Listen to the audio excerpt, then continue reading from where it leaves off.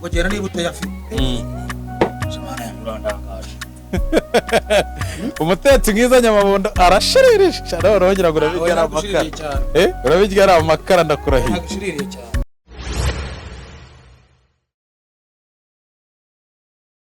Yes, turagusuje kandi tuguhaye ikaze wowe ukurikirana Wisdom TV Rwanda umunsi ku munsi. Wewe wakoze subscribe kugira ngo tujye tubana mu biganiro byacu bya buri munsi. Na mahirwe nishaba n'umugisha ukomeye kubagira. Mwarakoze cyane. Waba uri mu Rwanda cyangwa hanze y'u Rwanda ariko ukaba ubasha gukurikirana ibiganiro bya Wisdom TV Rwanda. Tuguhaye ikaze n'uyu munsi mu kiganiro cy'uyu munsi. Ni Fred kuri microphone. Nyamabo Karame bimeze biti? bimeze neza Ko wikanga nuko nzi ubwenge Nyamabondo tumugoye gituma sasa arimo gukora capati no kuvuga ngo amabo ibi bintu nturimo gutubura koko oya ntubwo sinagureba baba we ubu se izi capati zirahiye koko zirahiye niko Nyamabo Karame izi capati zirahiye ibi bintu wabyize ryari bisa bigombera ishuri ahari none se wavutse ubizi capati barabanye n'abantu bazikora mba mbiganye umaze igihe kinga murabona itaye bafana twago rero ko bigutwitse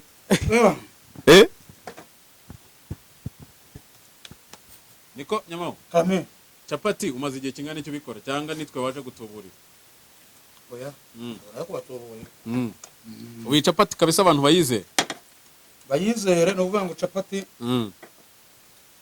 iri mu biryo byiza cyane sizera Yesu yatubuye yatubuye imigati yatatubuye na capati byose biri mu nuza byose ariko biri mu ifarini byose biri mu ifarini cyari ifarini y'abagabo Yesu yatubuye imigati none se nawe ubu ngubu ugiye kugera ikirenge mu cya Yesu oya ntabwo ndimo ndayitubura ndimo ndayikora izi capati mfite impungenge yuko ziriwe zidahiye cyangwa ukazirira kimwe muri byo ubu se ubu abantu bitege yuko hari ikintu bari buboneho Nyamabo amakuru umwaka utangiye gute sasa natangiye n'izo capati uzahosoza utetse capati cyane ngahosoza n'izo capati hari abantu bavuze ngo Nyamabondo ko atangiye umwaka ajya akavuze ko azasoza ajya ibyo ni ukujya gusa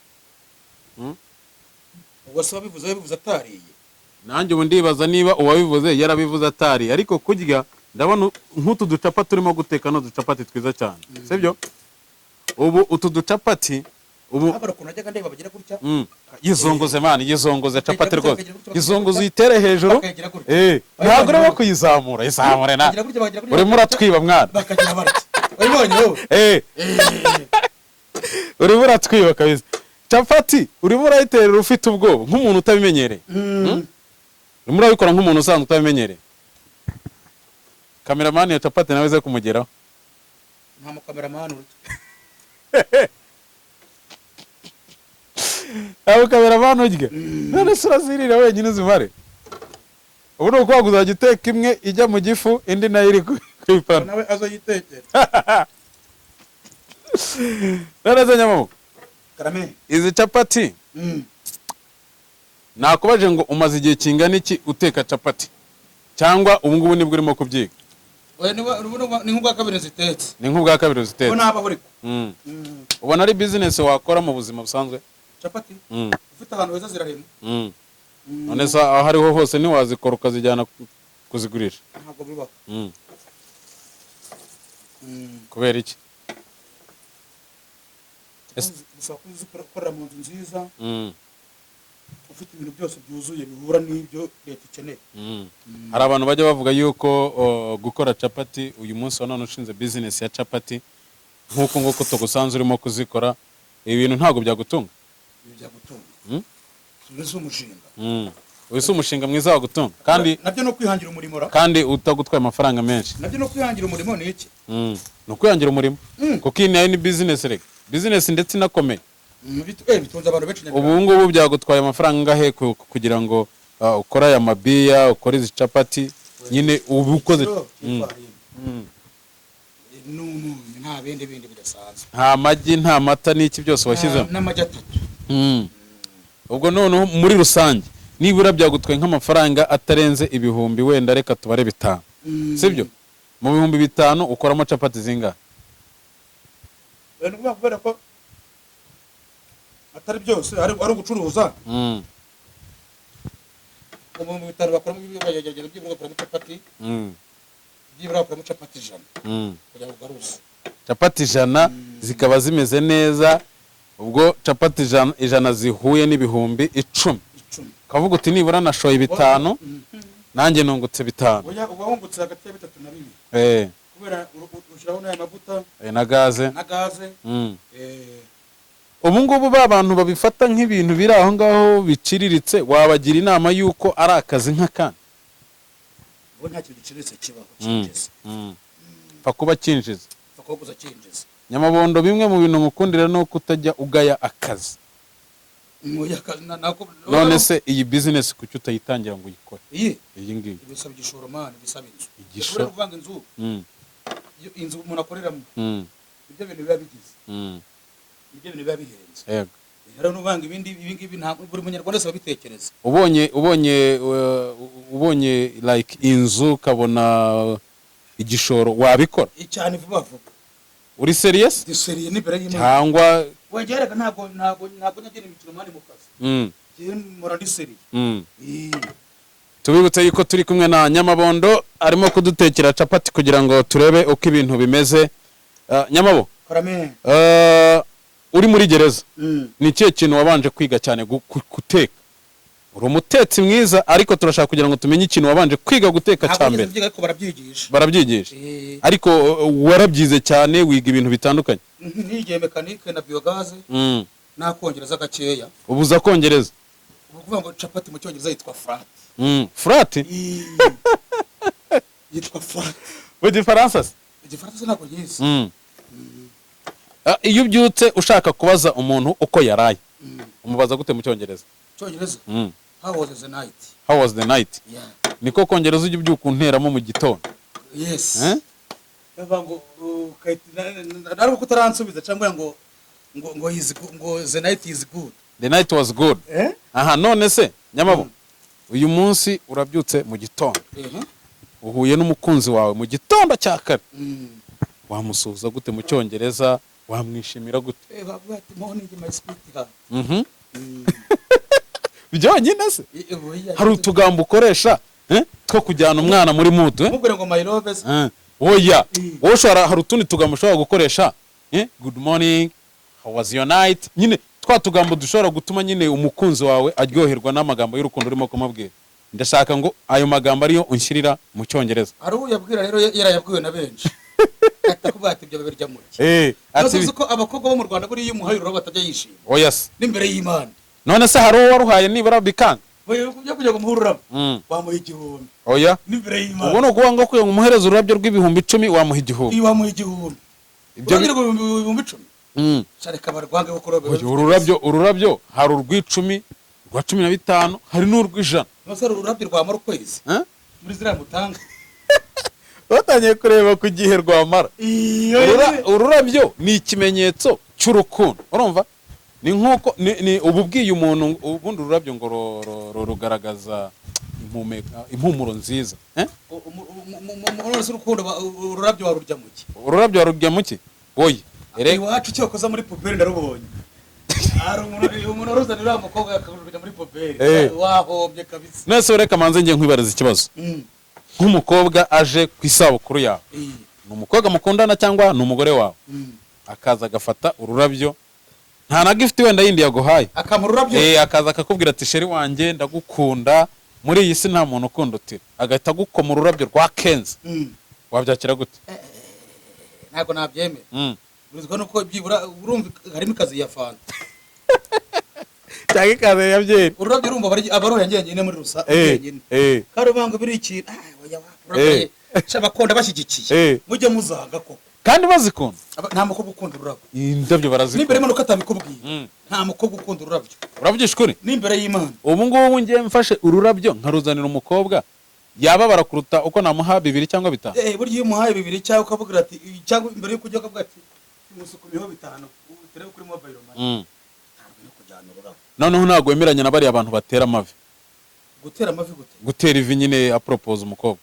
propose umukobwa amusaba ko bazabana akamuzanira ururabyo impeta n'ibindi twebwe nawe nanjye urimo n'abandi bari twebwe dukurikiza ibyo twasanze bera n'ibyo bakurambere byacu kuba rero umuntu abikora bari uburenganzira nese hari umusaza wo muri za 60 uzi wateye ivi ibara riteraga oya urabizi neza we ntago nabivuga ntago mbizi neza ariko bira n'ibintu twasanze basabije ubu ngubu utera ivi nje mbona ari imyaduko like y'ibindi bihugu bitari ibyacu mu Rwanda bitari icyacu igihugu cyo mu Rwanda oya no ibindi bihugu nko mu barabona ko bajya batera ivi no mu barabona ntabwo umugore ajya muri salo none hari ibindi bihugu niba ari Korea y'Epfo niba ari hehe ko kujya kwizihiza Noheli ari icyaha kuri bo kubera bo ntibajya bizihiza Noheli ngo ni imiterere yabo nyine urumva ubwo niyo miterere yabo kireka no ari ibintu nakubwiye uraterekeye ugapfa wasenga ugapfa nuvuga ngo buri muragira imiterere ye rwose ni cyo kintu ujya wicuza ukavuga uti ndamutse mpfuye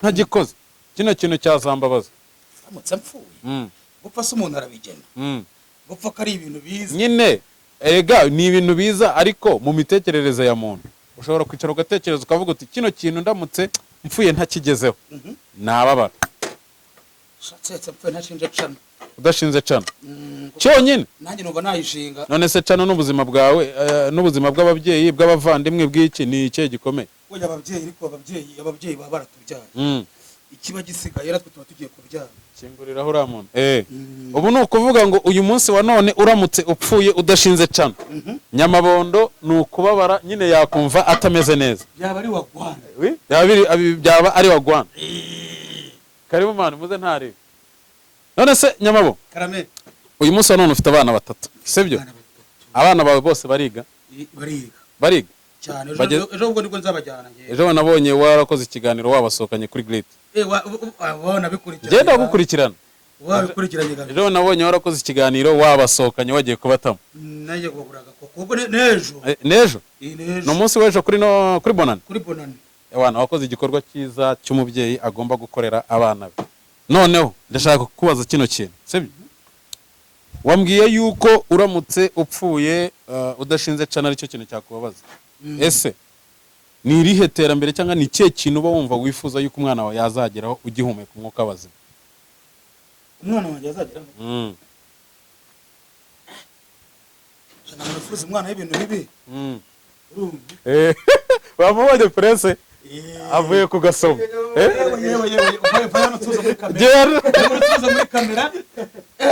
avuye kuri somo kameramani wakamejeje niwe wasimbuye ya Kananzovu avuye mu ndangamiro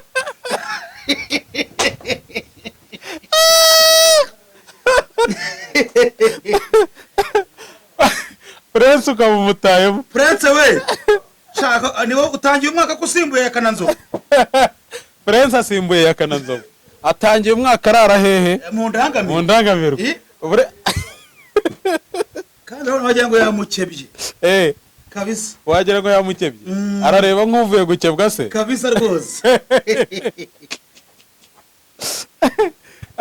Nyamabo urumva nta cyokere ufite oya cyokere se cyabura kuramo iyo sengeri ntabwo cyabura iyo sengeri yikuremo ibintu bibe amahoro biba ari wane twari turimo kwibaza ngo ni ikihe kintu wumva wakwifuriza nk'umwana wawe ukavuga uti ikintu ndamutse mvuye muri iyi si umwana wanjye atakigezeho nanjye nkunyirebesha amaso yanjye icyo kintu uko byagenda kose cyambabaza nirebesha amaso oya nifuza yuko bakwiga bakagera kure uriya mukuru yamwe ngashaka kuzaba mu engineer undi aramwe ngashaka kuba umudogiteri undi ndashaka azaba umwavoka ibyo bintu se uzakora iki kugira ngo nibura ushyigikire izo ntumbero zabo bashyigikira n'ubushobozi uvuga ngo rero ufite agacano ugashyiramo ingufu ukajya ubona abantu ntabwo bajya babura yo kurya no nayo ku ishuri kandi baziga bakanasoza uyu munsi wa none abantu baragukunda sibyo ariko tujya tubona abantu benshi bajya kuri izi mbuga nkoranyambaga babakunda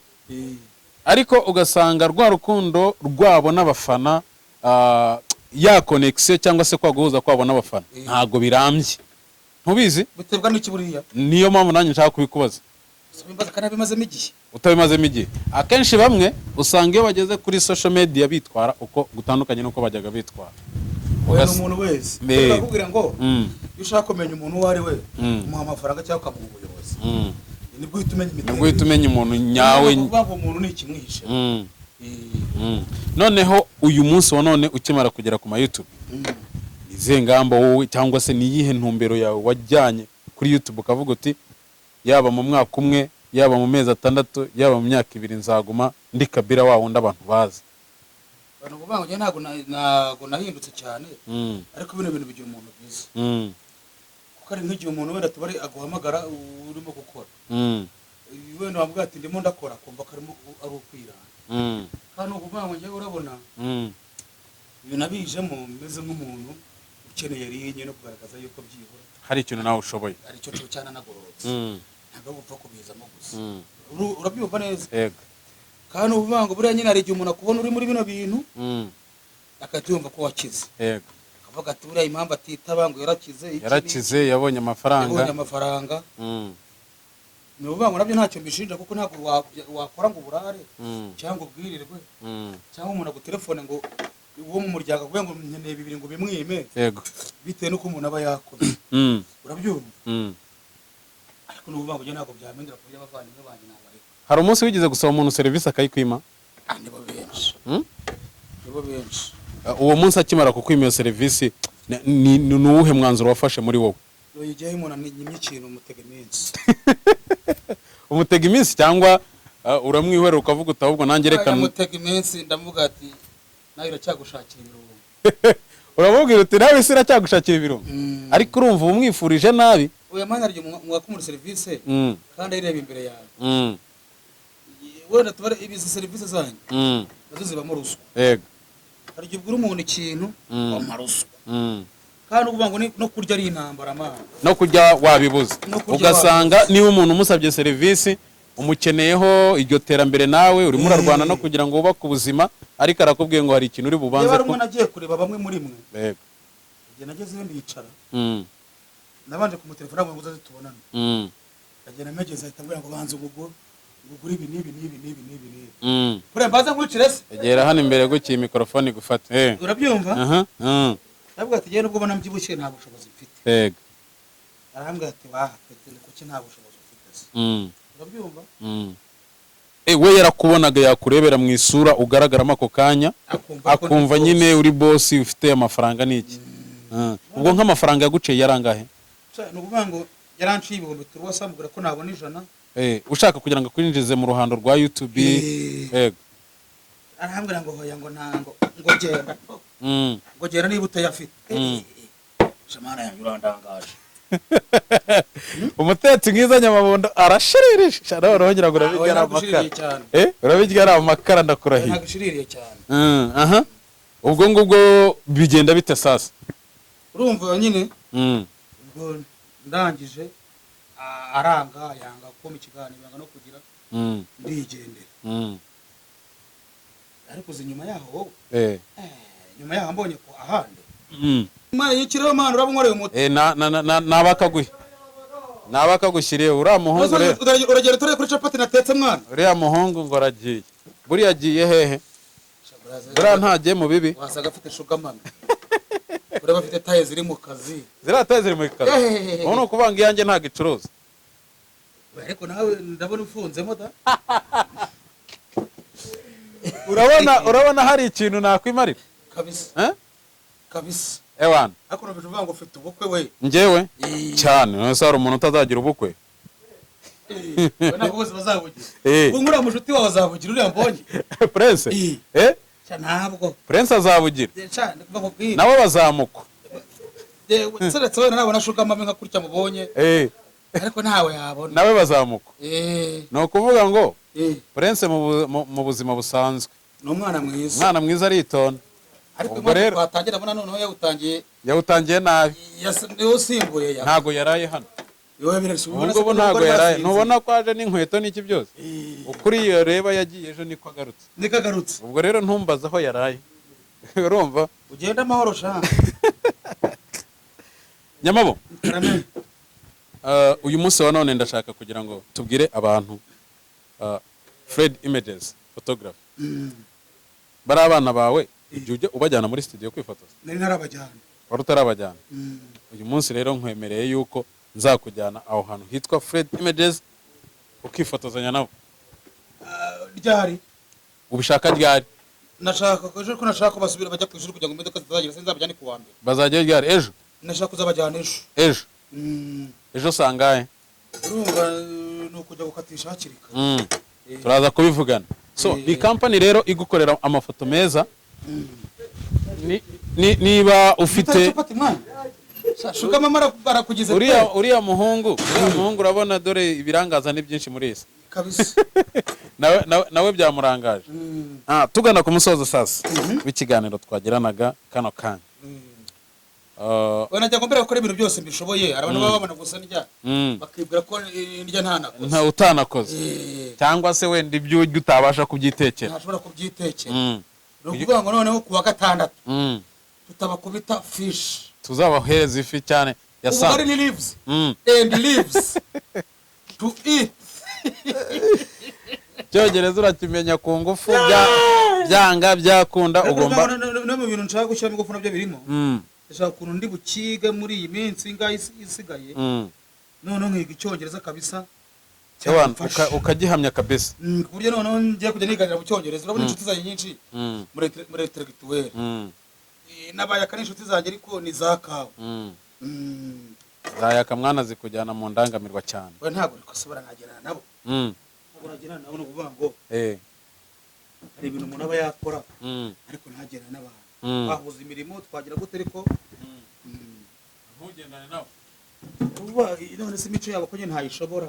none siko bajya mu ndangamirwa we ntabwo urazijyamo. ntabwo najya mu ndangamirwa ntabwo jya umenya ko urabona nk'ubu kuri abana banjye bameze ukuvuga ngo ubu tugiye kubafotora uzababona ukuntu ari abana beza cyane nabo kwa minisitiri. Igira hino sasa guma aho ngaho tuganireho noneho ruzuye kabisa ruzuye pe. ubu noneho ibondo ndabona rimeze neza noneho sasa ngiye gushyiramo capati fata n'agacapati kamwe tuganire ukarya kabisa. ndafata ko hagati gafata kabisa. Azo capati ndabona zikomeye. Oya zimeze nk'izo ku bwano. Izo ku bwano hasi zari zimeze gute? Nizo buri capati mu Barabu ikimenyetso gikomeye cyane. Ni ikimenyetso gikomeye cyane. Uyu musore rero ndashaka yuko uzamujyana aragukunda. Reka kwegera. Gira hino murebe hano muri kamera. Umusore aragukunda. Asomeho. Azi gusoma se? Wera kabyivugire.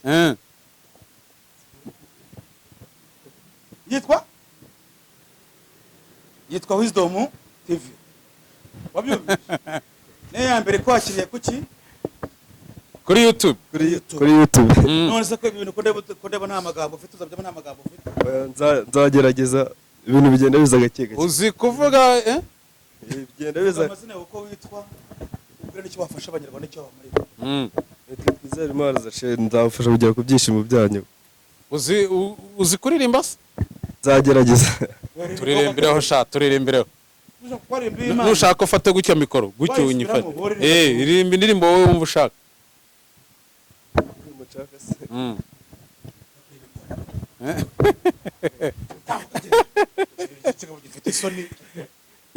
Yagize isoni ko kagende ndirimbo. Ririmba. Hari cano nkunda we ari yitwa Wisdom TV.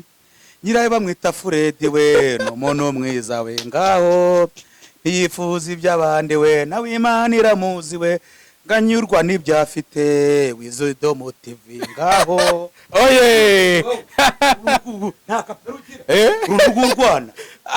Ariko nyababo iyo ndirimbo uririmbye nshaka uyikore turapa noneho sasa rapamo hari cano nkunda we ari yitwa Wisdom TV nyirayo bamwita Fred we no mono mwiza we ngaho niyifuza iby'abandi we iyo nda ibyine nganyurwa n'afite ngaho twagiye ngaho we niyifuza iby'abandi we nawe Imana iramuzi ujye unyirwa n'ibyo kubitaka hano zenguruka zenguruka haripso twagiye inda imbere twagiye none akarimo nkunda kamushuti wanjye nubwo muri minsi ageramiwe bita Jose Chameleone tachakulia karirimbe neza nono uravuga ngo achakulia shida za dunia ebu dunia umwana mujaribia wabiyubishe wewe ariko aririmbe agira nkore ko ntaramenya neza bita ngo bashimu wapfuye ngo bashimu wagenze radirimbe ndayikunda ndashaka kuyifata bayita twita nabo oya yo ndayiza bayita twita nabo tukarara duseka nabo ngo kubamanyi tutabagamba